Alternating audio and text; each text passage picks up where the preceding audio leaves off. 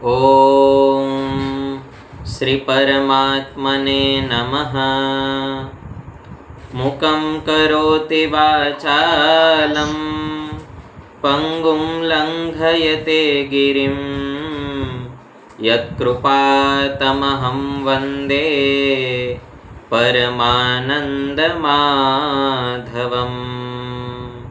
શ્રીવાસુદેવ વિમલામૃતધામવાસં નારાયણં નરકતારણનામધેયં શ્યામં સિतं દ્વિભુજમેવ ચતુર્ભુજં ચ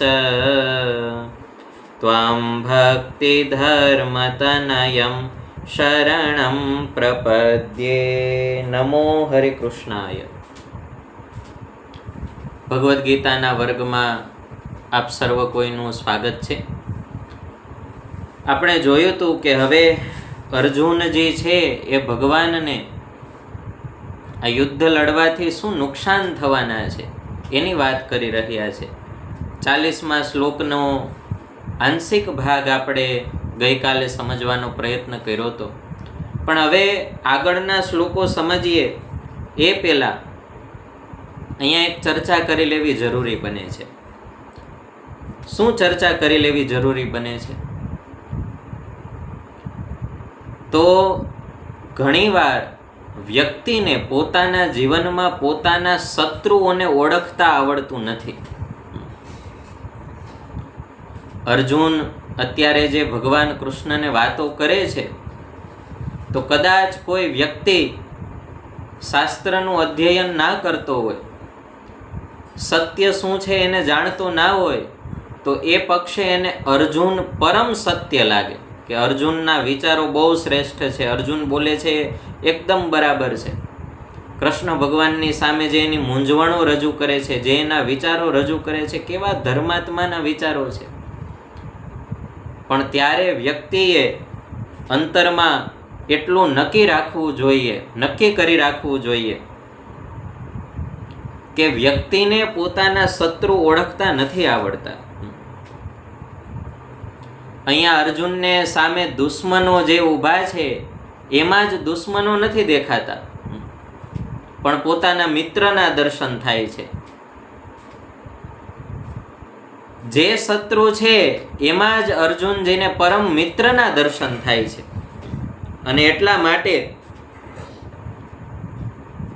અર્જુનજી આવી વાતો કરી રહ્યા છે. વ્યક્તિના જીવનમાં એવા ઘણા શત્રુઓ છે જેને વ્યક્તિને ઓળખતા નથી આવડતા. આપણે સ્થૂળતાથી સૂક્ષ્મતા તરફ ગતિ કરીએ શત્રુને ઓળખવામાં, તો આપણે વિચાર કરીએ કે આપણા જ દેહની અંદર રોગ ઉપજાવે એવા સૂક્ષ્મ બેક્ટેરિયા, વાયરસો ઉત્પન્ન થાય છે. આપણી રોગ પ્રતિકારક શક્તિ એની સામે લડે છે, પણ આપણે ઘણીવાર એ શત્રુને ઓળખવામાં સફળ બનતા નથી. ઘણીવાર ઈલાજ જ થઈ શકતો નથી, ઘણીવાર ઘણાના રોગ મટતા જ નથી. કારણ શત્રુ કોણ છે શરીરમાં, સ્થૂળ દેહમાં, એ હાથમાં આવતું નથી. એમાં પણ શત્રુ જ્યારે સ્વરૂપ બદલીને આવે ત્યારે તો ઓળખવા અતિશય કઠણ પડે. મિત્ર આવી અને તંબાકુની ડબલી હાથમાં આપે કે લે ભાઈબંધ લે, આજે તો જોડે આનંદ કરીએ, તો એ મિત્રમાં ક્યાં આપણને શત્રુના દર્શન થાય છે? એમાં આપણને એની ભાઈબંધી દેખાય છે, કેવો મારો મિત્ર સારો છે. સાધુભાઈ આવી અને કોઈ અનીતિના માર્ગે, કોઈ પાપના માર્ગે આપણને ઇન્વેસ્ટમેન્ટ કરવા માટે સલાહ સૂચન આપે છે, ત્યારે ક્યાં આપણને એમાં શત્રુના દર્શન થાય છે?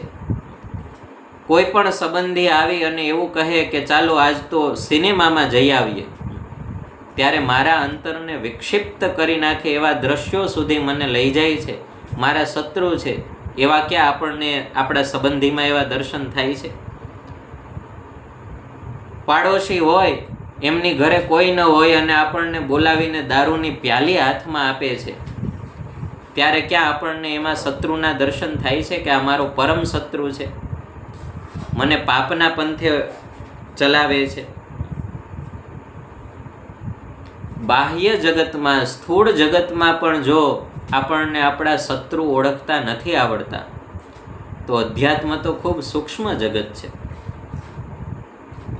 એ અધ્યાત્મમાં આપણા અંતઃ શત્રુઓ જે અત્યંત સૂક્ષ્મ છે,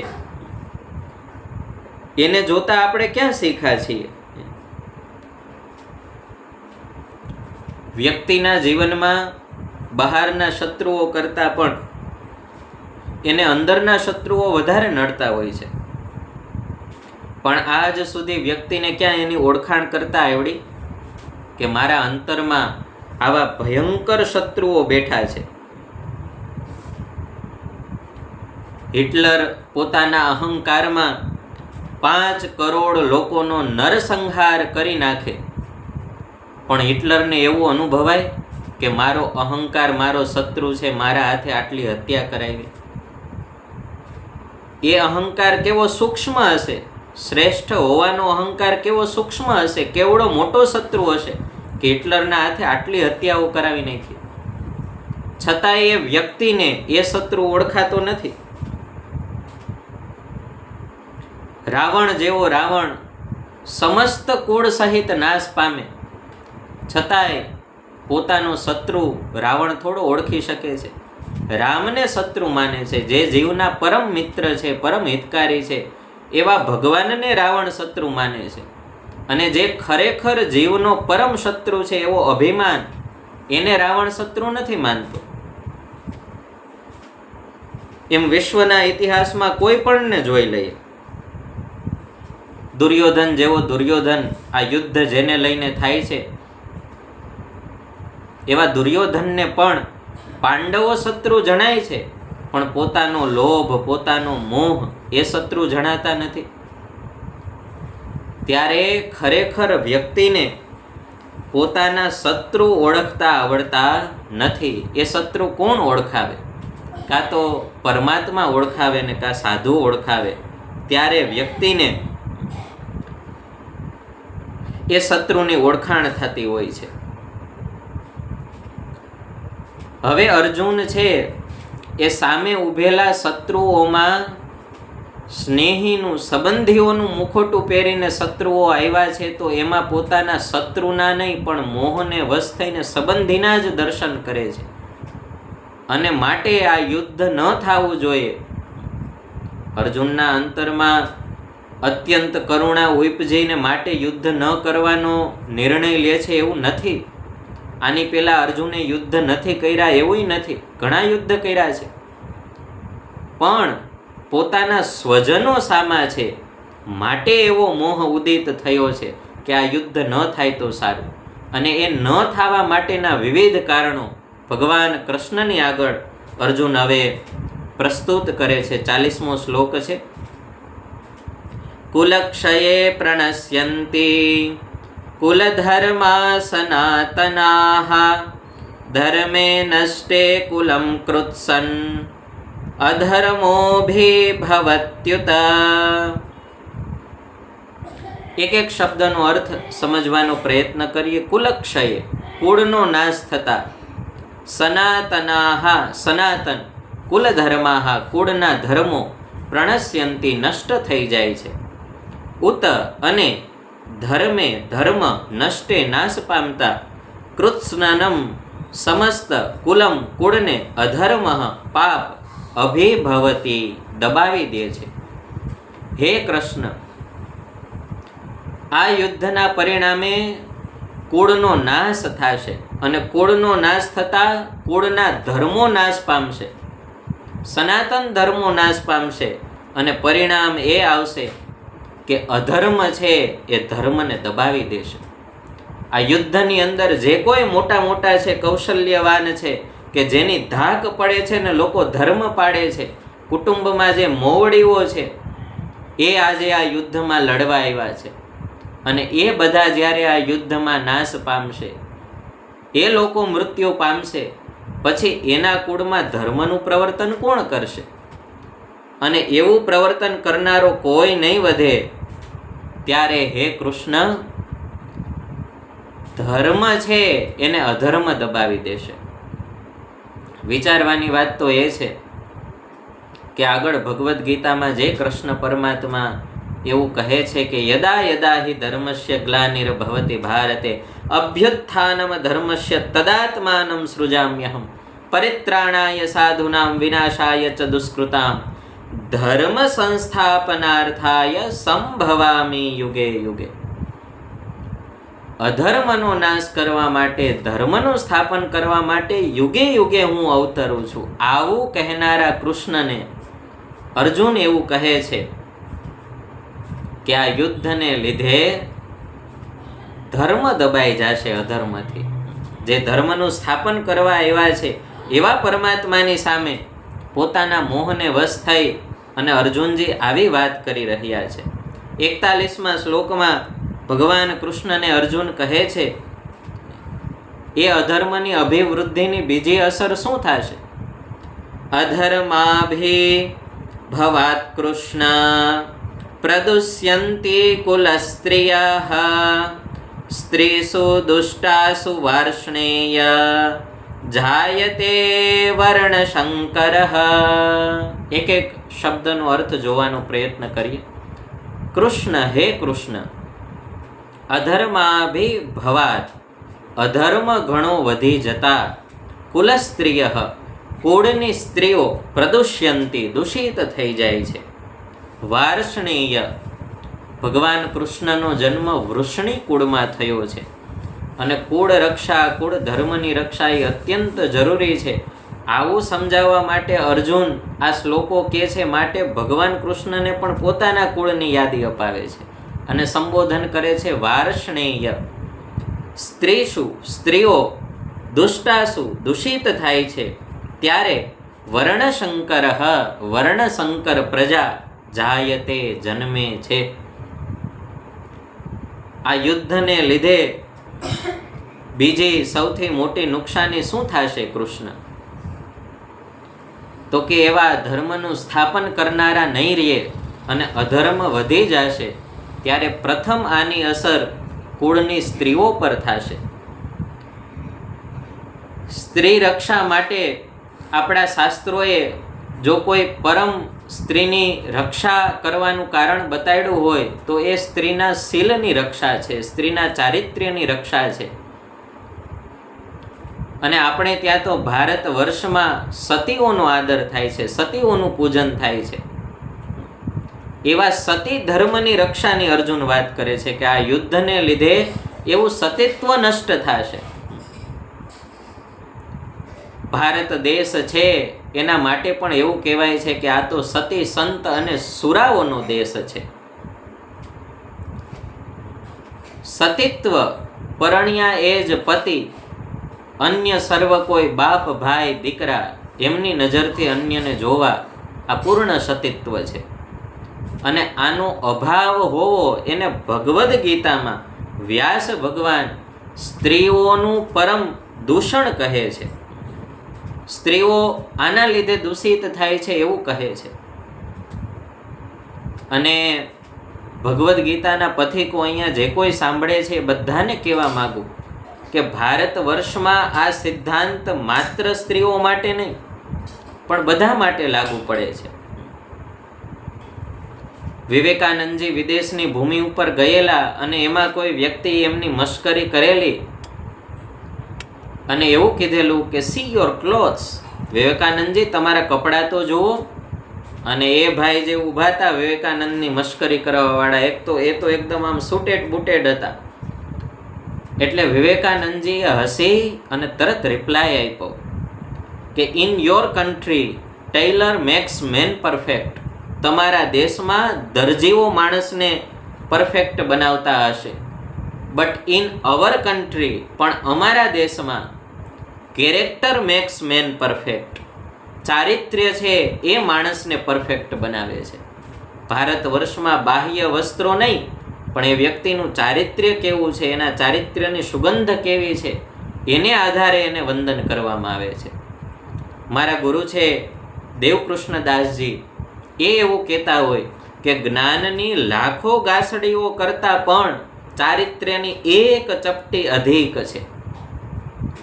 કોઈ વ્યક્તિ કદાચ ગમે એવો જ્ઞાની હોય, ગમે એટલા શાસ્ત્રોમાં ખબર પડતી હોય, પણ એના કરતાં એ શાસ્ત્રમાં કીધેલી આજ્ઞા પ્રમાણે જે વ્યક્તિ જીવન જીવતો હોય, ચારિત્ર્યવાન હોય, તો એ વ્યક્તિને સર્વ રીતે સંતોએ, શાસ્ત્રોએ, ભારતીય સંસ્કૃતિએ શ્રેષ્ઠ કીધા છે.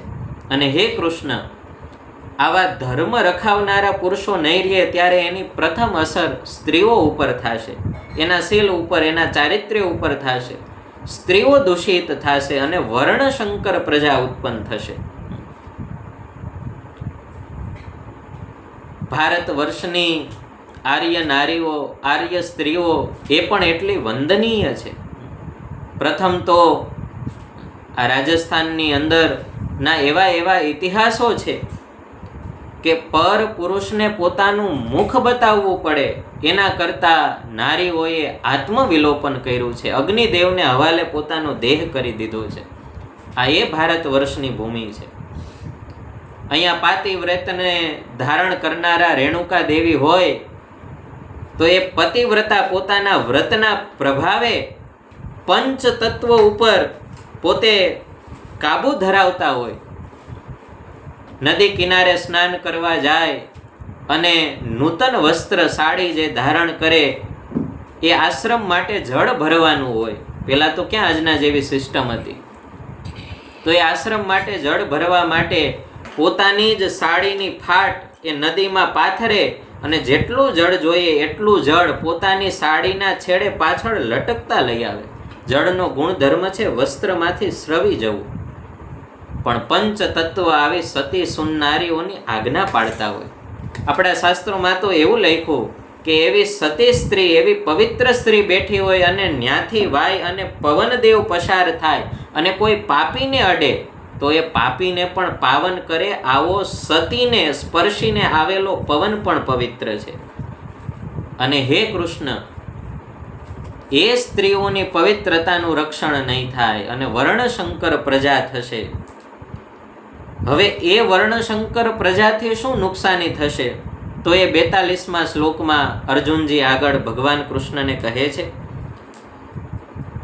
શંકરો નરકાયેવ કુલઘ્નાનામ કુલસ્ય ચ પતંતિ પિતરો યેષામ લુપ્તપિંડોદક ક્રિયાઃ.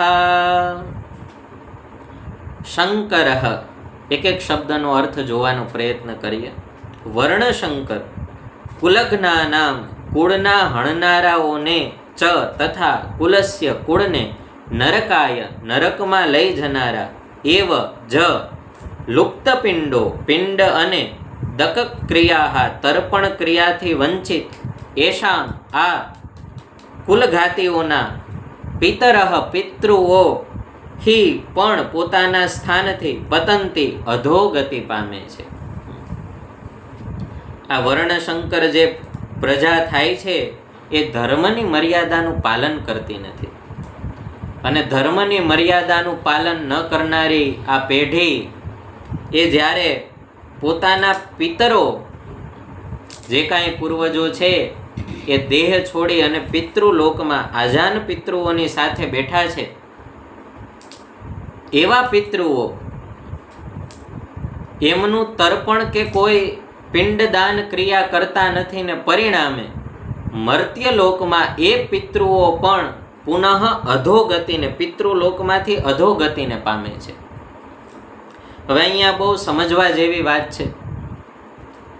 આ જે કોઈ શ્રાદ્ધની ક્રિયા છે, તર્પણની ક્રિયા છે, ભગવદ્ ગીતા જેવા શાસ્ત્રમાં આની વાત આવે, પણ આજની જે ગ્રેજ્યુએટ પેઢીને, ભણેલી ગણેલી પેઢીને પ્રશ્ન થાય કે શું આ શ્રાદ્ધ, તર્પણ, પિતૃઓ, મૃત્યુ પછીનું જીવન, આત્માઓ, આત્માના લોક, પિતૃલોક, આ બધું સત્ય હશે?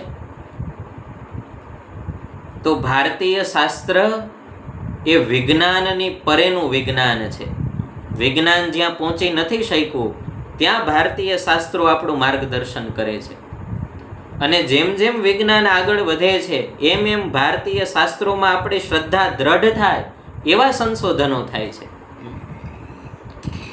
જેમ કે થોડા વર્ષો પહેલાં જેમને નોબેલ પારિતોષિક મળ્યો હતો, અને એ વ્યક્તિએ એવું સંશોધન કર્યું હતું કે કોઈ પણ પદાર્થ છે એ અણુનો બનેલો છે, અણુ છે એ પરમાણુનો બનેલો છે, અને પરમાણુની અંદર પણ ઇલેક્ટ્રોન, ન્યુટ્રોન અને પ્રોટોન સ્થિત છે. અને એટલેથી જ પૂરું નથી થઈ જતું, પણ આ ઇલેક્ટ્રોન, ન્યુટ્રોન અને પ્રોટોન શું છે એ જાણવા માટે એ વ્યક્તિએ મહેનત કરી.